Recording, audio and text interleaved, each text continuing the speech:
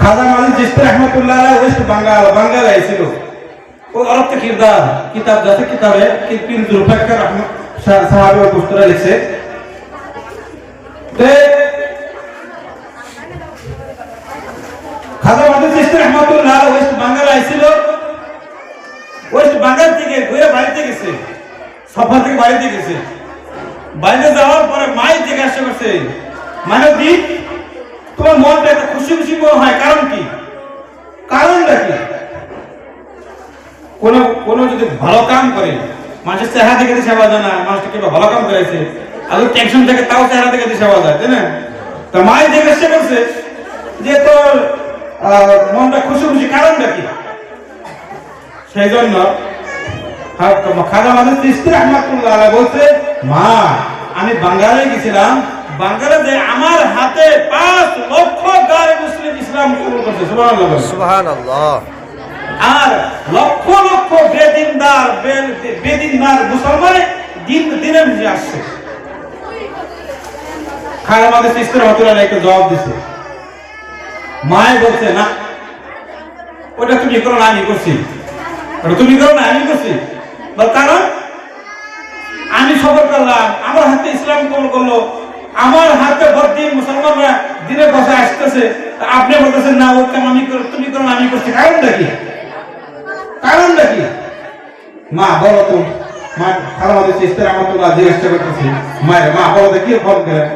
দেখো যে সময় তুমি আমার গর্ভে আসিলা, পেটে আসিলা, আমি রোজা রেখে নামাজ পড়ে তাহাজ্জুদ পড়ে তোমার জন্য কান্নাকাটি করছি, ইয়া আল্লাহ রব্বি হাবলি মিনাস সালিহিন, রব্বি হাবলি মিনাস সালিহিন, ইয়া আল্লাহ আমার একটা নেক সন্তান দাও, আমার একটা নেক সন্তান দাও। তাহাজ্জুদ নামাজ পড়ে পড়ে কাঁদছি। আর এরকম একটা কিতাবে লেখা আছে আওরত কিরদারে যে কোনদিন নাপাক অবস্থায় তোমার মুখে খানাতে দানা একটা দিয়ে দিন। ওইরকম খাজা মাজিদ চিশতি রহমাতুল্লাহর মার মতো মাও যদি এখানে সৃষ্টি হইতে পারে, একজন যদি সৃষ্টি হয় তা আলহামদুলিল্লাহ আমরা সাকসেস কামিয়াব। যেতগুলো বানাত মাদ্রাসা আমরা বড় ডিস্ট্রিক্টে আসামিতে চালাইতেছি সবাই মিলে গেলে সবাই তো খাজা মাজিদ চিশতি রহমাতুল্লাহর মার মতো মা হইতে পারো না। যদি আসামিতে একটাও ভুলতেই হয়ে যাবে তাহলে কামিয়াব আমরা। হ্যাঁ, ওই আশা নিয়ে আমরা মেহনত করতেছি যাতে আমাদের মাদ্রাসা থেকে ওইরকম খাজা কুতুবউদ্দিন কাকি রহমাতুল্লাহ আলাইহি, খাজা মাজিদ চিশতি রহমাতুল্লাহ আলাইহি, আশাবাদ থানভী রহমাতুল্লাহ মার মতো মা সৃষ্টি হয়, আমরা জন্ম দিতে পারি। ওই আশায় আমরা মেহনত করতেছি। যাও আমাদের পর্দা আড়ালের মা বোনেরা, তোমরা খুব খুশনসিব ভাগ্যবান। তোমরা এই বাইরের পরিবেশ, যারা পরিবেশ বর্তমান বাইরের ও পরিবেশ থেকে বাইরে তোমরা এখানে যাইছো, পর্দা আড়াল থেকে শিক্ষা হাসিল করতেছ, তোমরা বহুত ভাগ্যবান।